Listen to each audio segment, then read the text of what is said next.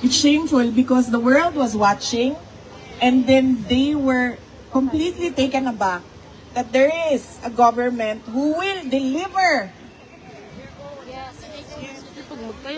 its citizen to a foreign jurisdiction to be jailed in another country when all of them are getting back all their citizens. So that is the ICC map. And then we go to the Philippines. Our favorite topic. Ang dami-dami nilang sinasabi, napakaganda na ng ekonomiya natin. Tingnan nyo, pababa yung inflation, madaming investments. We are on our way to becoming from a developing country to the next level. Maganda siya tingnan sa papel, It looks good on paper, but you don't see it at all in the everyday lives of the Filipinos. There is nothing happening in our economy. Yung mayaman, mayaman pa rin. Yung mahirap, lalong naghihirap. Yes? The poor is getting poorer. And you know, kapag sobrang dami ng mahihirap, tumataas talaga ang krimen. Because the lure of easy money is tempting them every day. Kaya dumadami ang scammer sa Pilipinas. Mag-ingat kayo, mga kababayan namin earning in dollars, because target kayo ng scammers. Investment scam, tech scam, lahat na even fellow Filipinos scamming their kababayan. Drugs, petty crimes, lahat yan. Informal settlers. Nakikita natin yan. Huwag na tayong lumayo, para, makatotohanan yung example ko. Doon na lang tayo sa bahay namin at yung kasama namin sa bahay.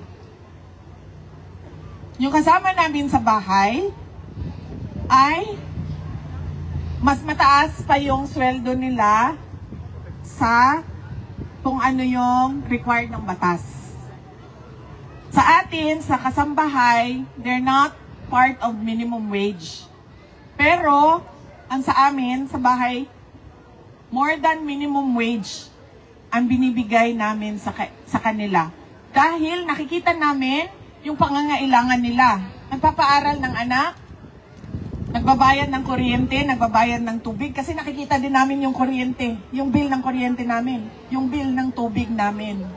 Nakikita din ng asawa ko yung gastos sa grocery. So, ibig sabihin, ganun din yon sa kanila, sa mga kasama namin. Pero, kahit na more than minimum wage pa rin sila, naghihirap pa rin yung pamilya nila. Pag tinatanong ko, ano ba ang problema? Ang lagi nilang sinasabi, sobrang mahal ng mga bilihin. Sobrang mahal ng bigas. Yan ang laging sinasabi sa akin ng mga kasama namin sa bahay.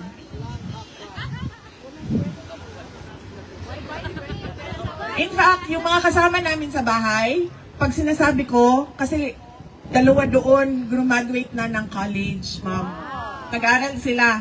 Pumasok sila sa amin, nag-aaral sila, graduate na sila ng college. Dalawa doon, natapos sa alternative learning system. So, meron silang equivalency for fourth year high school. Pag sinasabi ko yung dalawa, ma'am, maghanap ka na ng trabaho, day. Kay, magsige na lang ka o kauban sa balay dinhi, wa na kay ginabuhat. Dagko na kay akong mga anak, ma'am, sa tinuod lang. Ang ako ang anak 17 years old, 12 years old, ug 8 years old. Kinahanglan pa ba na og assistant?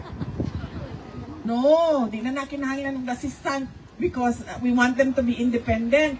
Pero ang ilang mga kauban, ma'am, dili manghawa. Anak ko, pag-apply na sa barko, sa cruise ship, pag-apply na sa hotel, because they're both graduates of HRM. And what do they say? Dili rami kay mas dako pa amo ang sweldo din kay kontra sa magtrabaho mi din sa Mandaya Hotel.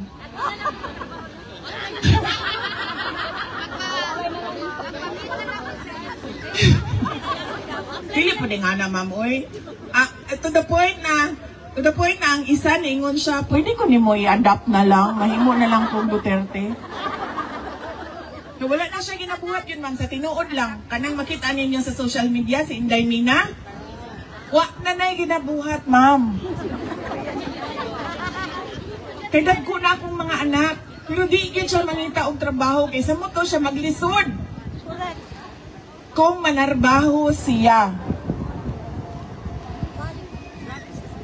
Kahit mahal daw kaayo ang panaliton. O niya, kinahanglan niya suportahan iyahang mama, iyahang papa, o iyahang mga igsuon, iyahang mga manghod. So really, good on paper, but nothing at all on the ground. Utang ng Pilipinas. Magkano na po ang utang ng Pilipinas? 16 trillion. Yes, 16 trillion ang utang ng Pilipinas. Pero, at yan ay mamanahin ng mga future generation of Filipinos. O yan ka ng future, ma'am. Dari lang sa takaron. Oh. Pero, bakit hindi natin nakikita? Mag-utang, ganito, example ha.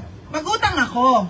Kasi gagawa ako ng railway system from Tawi-Tawi to Apari. Diba? Mag-utang ako ng ganyan. Understandable. Kasi hindi mo naman yan kukunin sa sariling budget. Diba? It has to be a foreign-funded project. Pero bakit 16 trillion ang utang natin? And wala din tayong nakikita.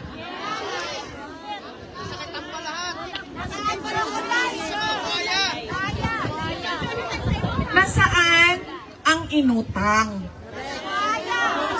Kasi dapat pag nag-utang ka, may nakikita ka. Alam nyo, noong papunta kami dito, nagsakay ako ng Philippine Airlines. Tapos, sa Philippine Airlines, nag-advertise doon sa kanilang screen ang New Star Hotel. Tapos, doon sa ad nila, merong mga tourist spots ng Pilipinas. So, iba-ibang tourist spot. Pero sobrang nairita ako, hindi sa New Star Hotel, pero sa isang portion ng ad. Kasi, nakalagay doon, sa Tacloban daw,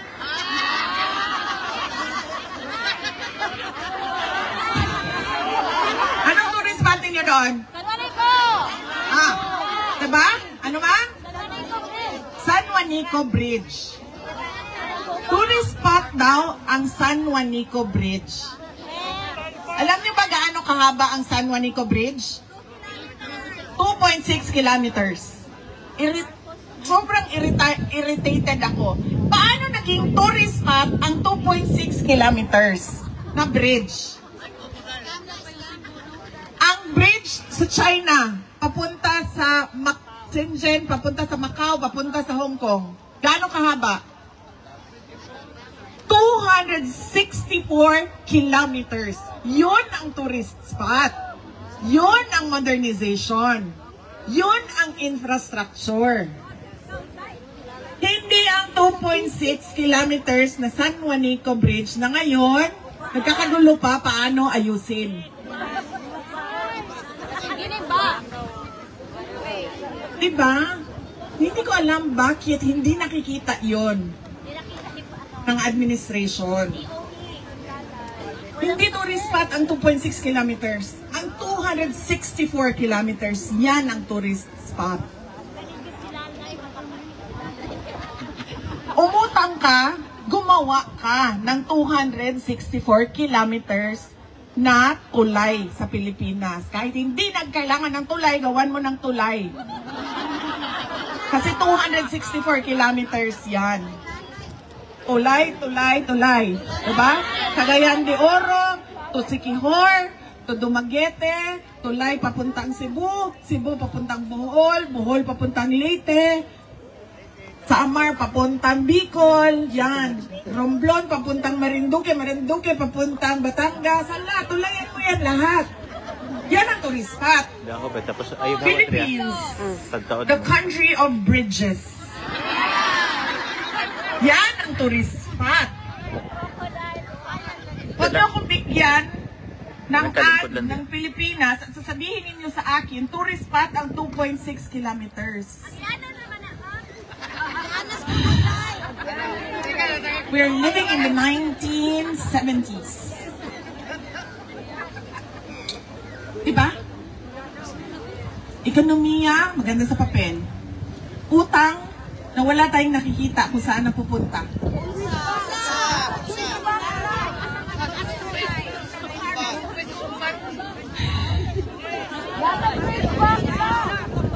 Isa pa yan, ma'am. Budget na hindi mo alam kung saan ginastos. Napupunta sa ayuda na napupolitika. Diba? Bakit? Yung pagkahuman ako, nga nag-Nature Republic na tanglak ilahang sa ninyo. Waman lang gani sila kakita, waman lang gani sila nakareklamo, ngano ingana inyong ad.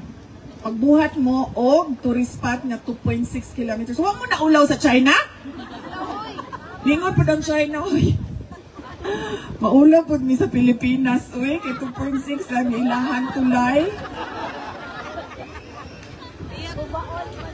I don't know. I do not understand. Why? Why?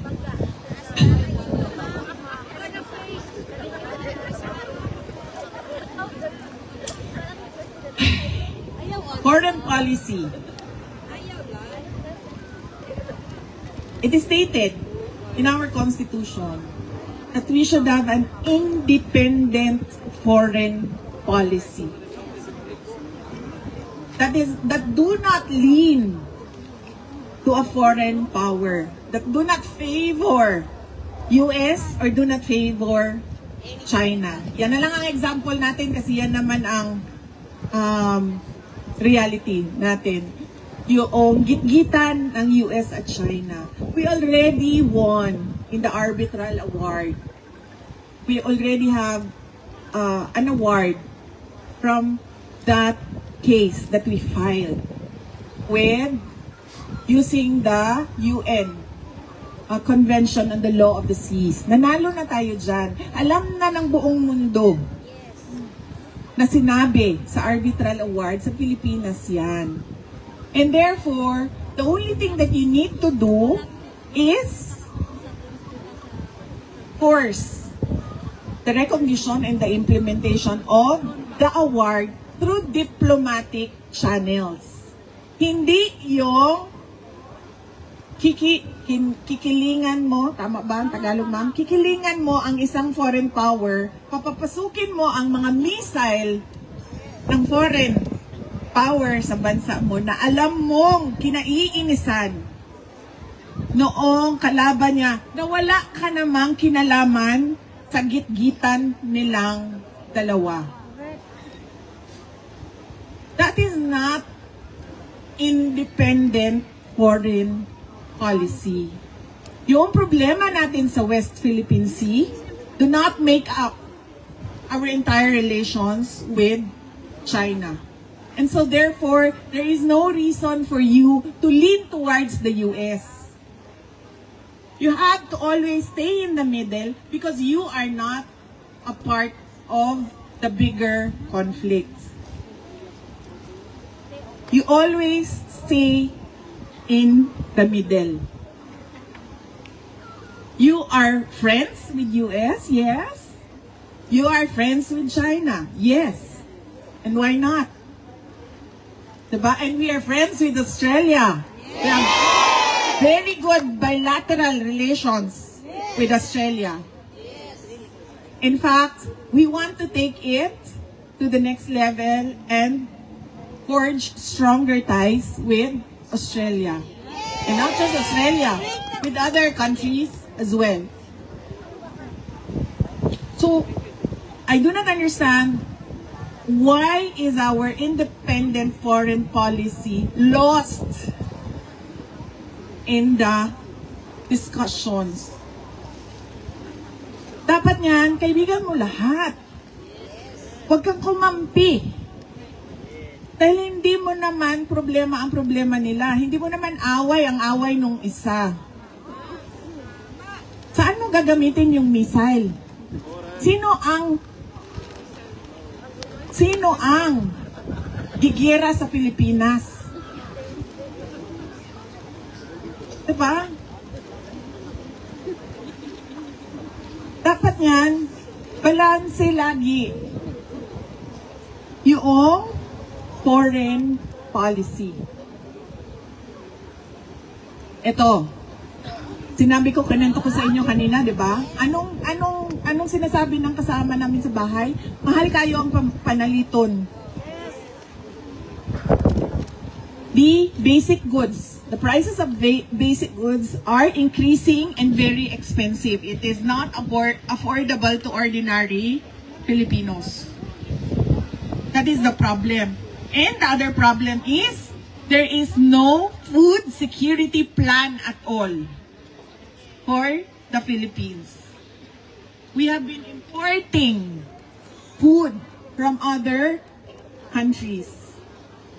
And there is no plan, a long-term plan on how we can be self-sufficient in terms of food for everyone. We don't see that.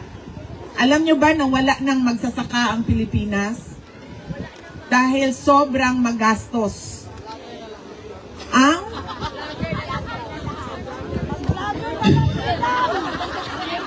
Grabe ka, ma'am. Mga vlogger na lang daw ang nasa Pilipinas. Ano daw magsasaka? Uy, ma'am. Sandali meron ako nakita na content. Magsasaka siya pero pinapakita niya kung ano yung buhay magsasaka. Ay, nakita nyo? Sobrang kawawa. Nakalimutan ko lang ang kanyang nakalimutan ko yung niya. Nagluluto siya para sa mga anak niya bago siya musaka sa uma. Ganyan. We don't take care of our farmers. We don't have a food security plan. And it's already the midterm of this administration.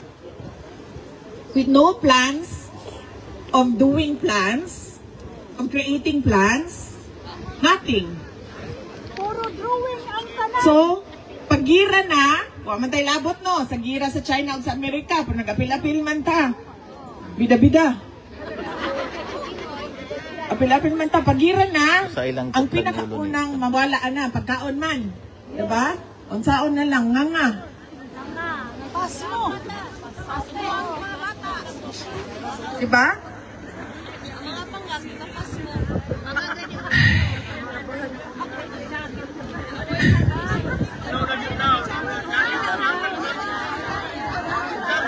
Ay, okay na ko, ma'am.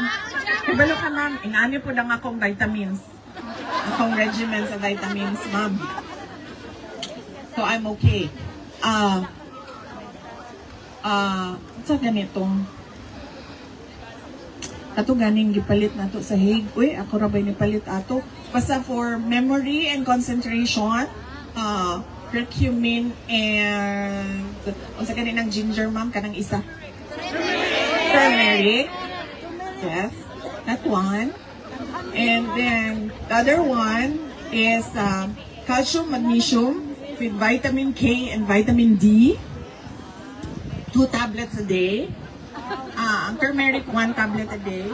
And then calcium, magnesium, vitamin K and vitamin D, 2 tablets a day. And then hair, skin, and nails with collagen, 4 tablets a day. Yes, ma'am.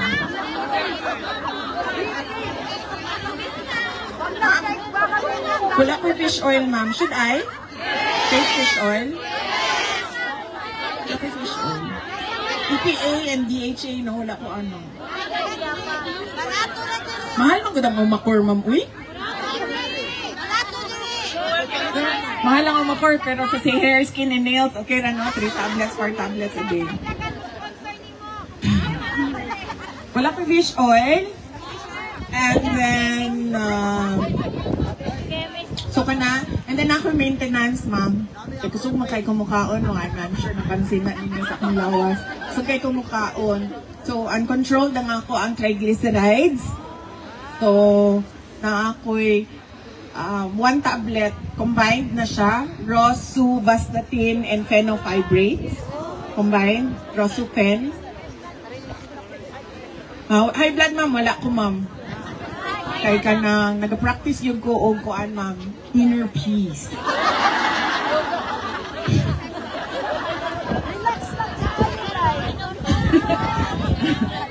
Hindi na tinuod, eh. Gusto ko kanaan lang. Imagine ka, maglingkod ka lang sa flight, o niya pagkahuman ang imuhang kaatubang Tacloban, saan mo ni ka, please? Sa inner peace ni mo, ano, eh?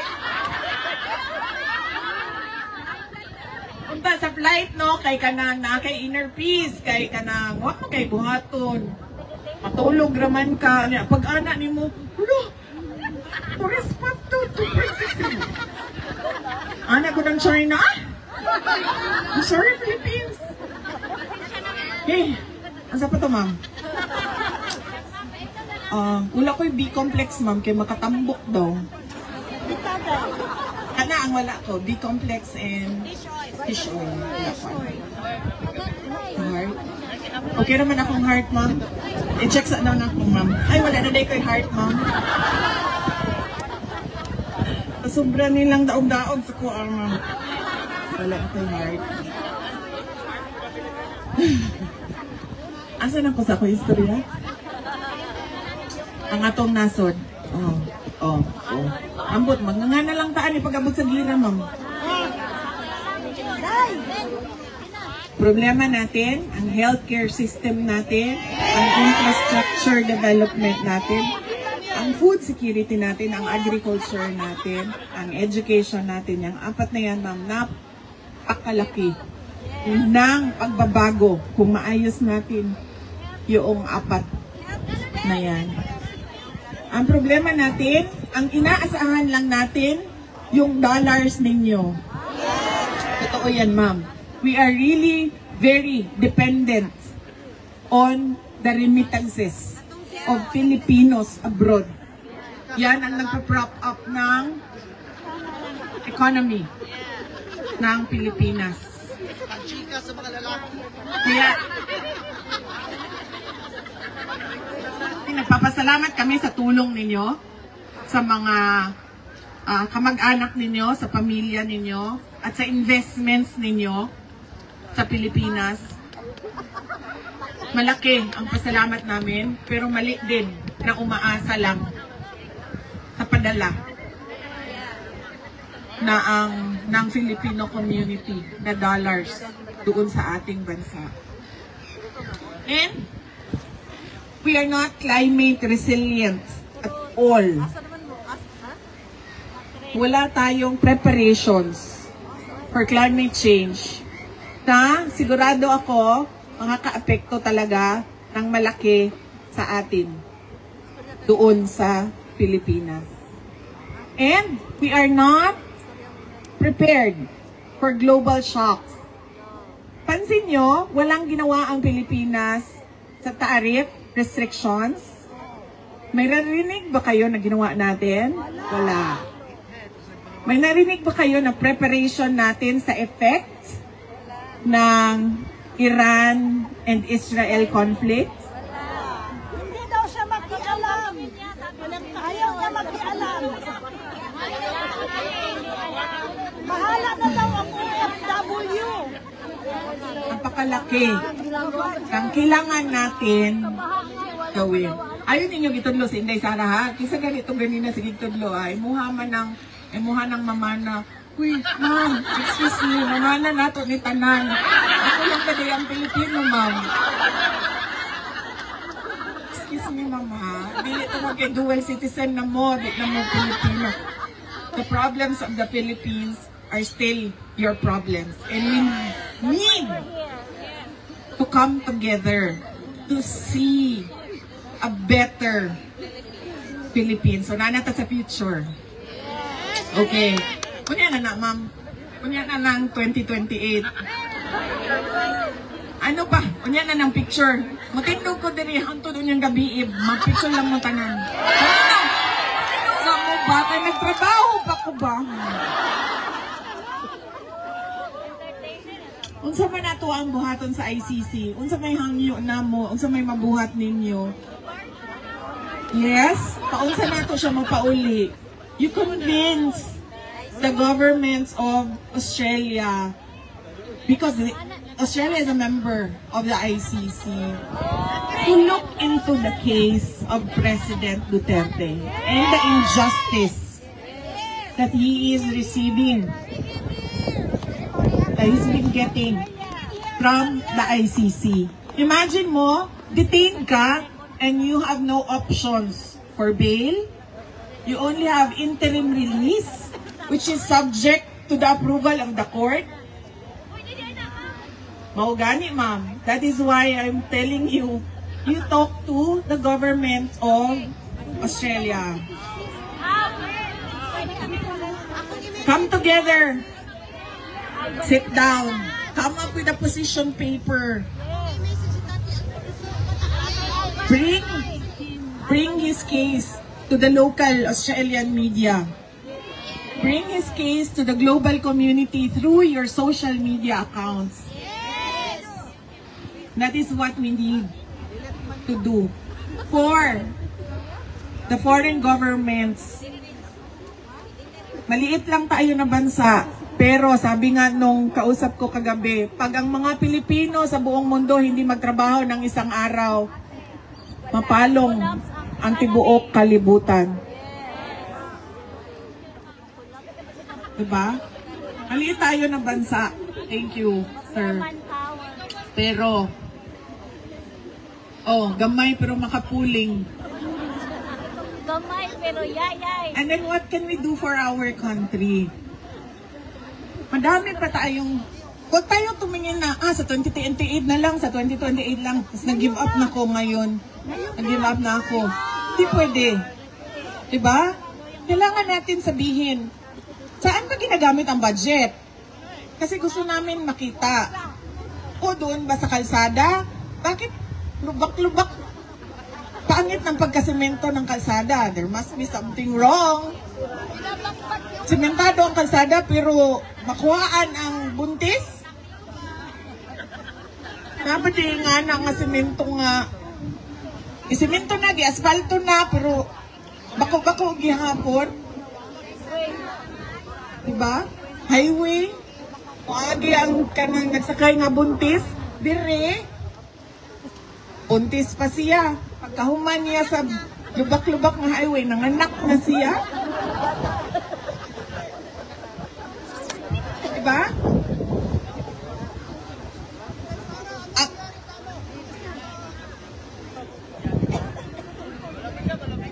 Wala pa, sir.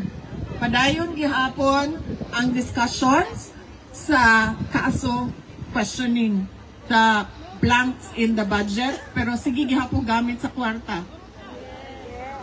Wala mo tayo problema sa paggamit sa budget, basta makita lang nato sa gigamit ng budget.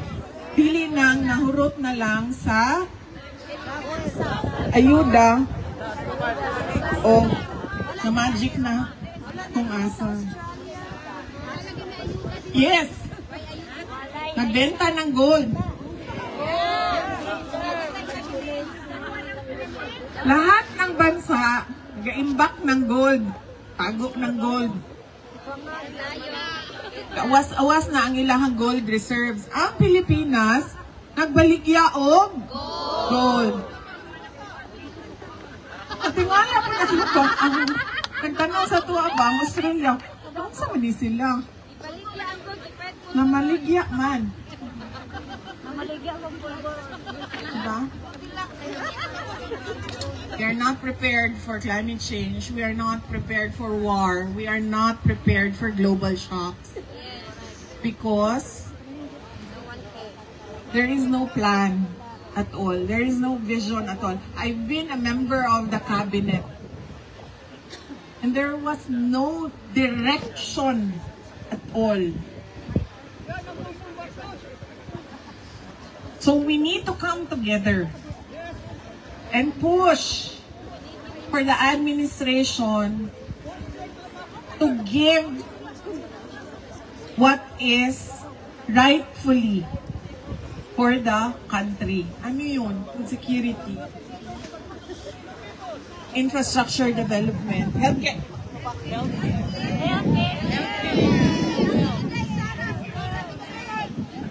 Alam niyo ba na ang PhilHealth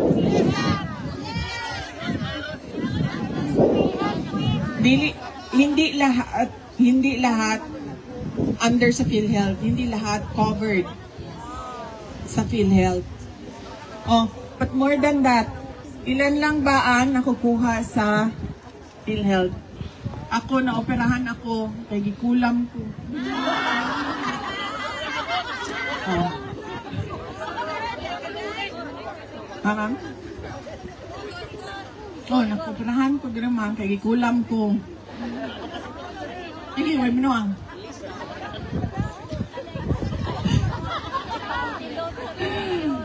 Diba lang ba? Oh, kalimot lang ko sa kang numbers ba? But I think, kuan to siya, wala siya kaabot og 1 million eh. Mga 900 plus thousand siya. Ang ako ang kuan, operation. At ganito na sila gibutang na titanium. Sa ako ang liog.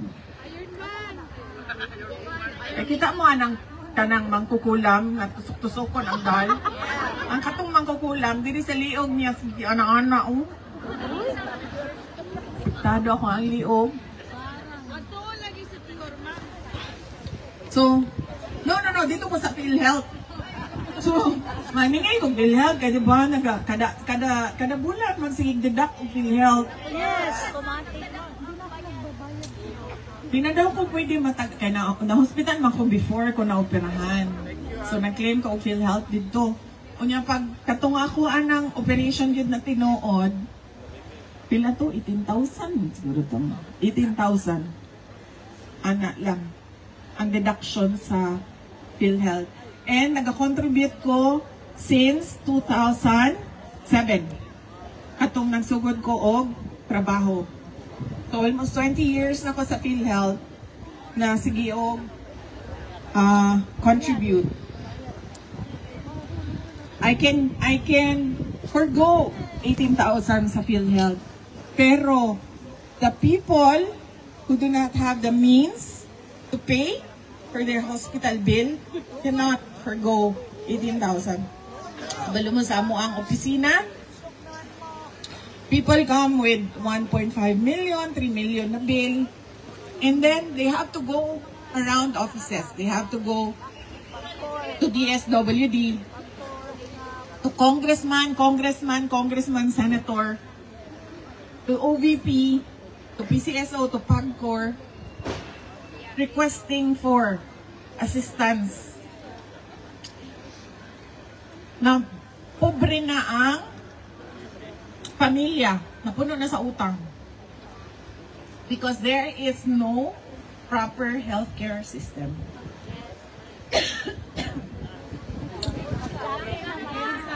Yan. So ano ba ang Dili ma'am, tungod ni siya sa ako ang kanang GERD na acid gani. Itong karat siya sa ako ang tutunlan. Ibalo ba mo? Pag matulog ko, adlawon, ingon ko sa kong mga mama, ginakulam na pod ko ni Lisa mo.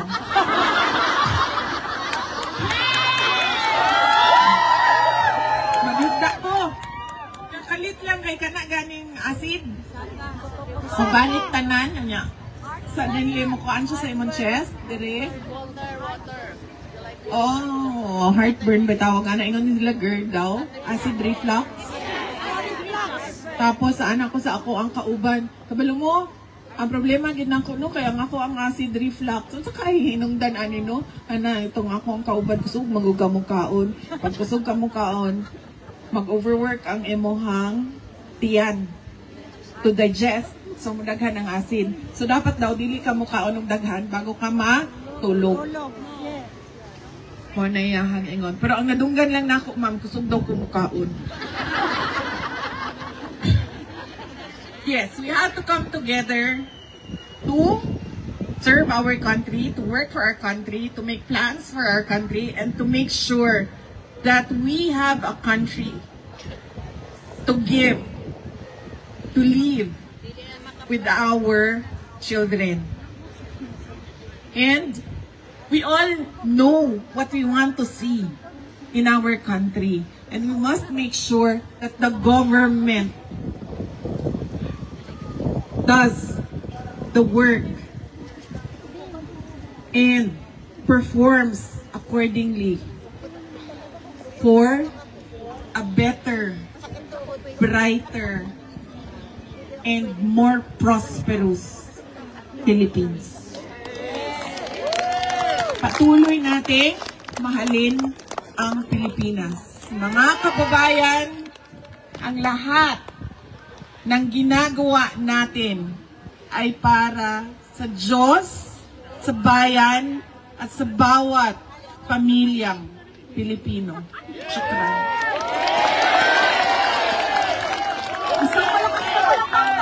Vice President